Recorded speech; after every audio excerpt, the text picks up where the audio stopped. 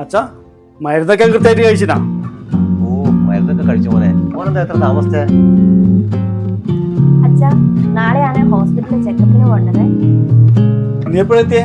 അളിയൻ വന്നിനാ? ഇല്ല ഏട്ടാ, ഞാൻ രാവിലെ ഇങ്ങ് വന്നു. ചെറുപ്പത്തിൽ ഞാൻ നിങ്ങൾക്ക് വേണ്ടി ഒരുപാട് കഷ്ടപ്പെട്ടു. അനക്ക് വേണ്ടി നിങ്ങൾ കഷ്ടപ്പെടുന്നു. അച്ഛാ അത് പറയണ്ട, നിങ്ങളല്ലേ നമ്മളെ കരുത്ത്. അച്ഛാ നമ്മൾ ഈ നിലയിൽ എത്താൻ കാരണം അച്ഛന്റെ കഷ്ടപ്പാടിന്റെ ഫലല്ലേ?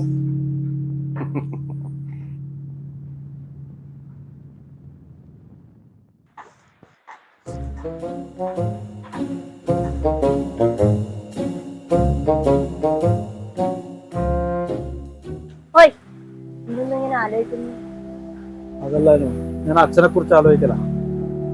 അച്ഛന് പ്രായമായി, ചിലപ്പോ അച്ഛൻ ഒറ്റപ്പെട്ട് പോകുന്നുണ്ടോ തോന്നുന്നു.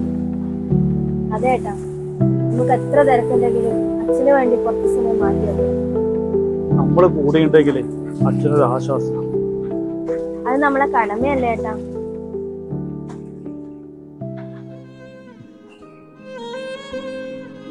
മക്കളെ, അച്ഛന് ജീവിതാവസാനം വരെ അഭിമാനിക്കാം.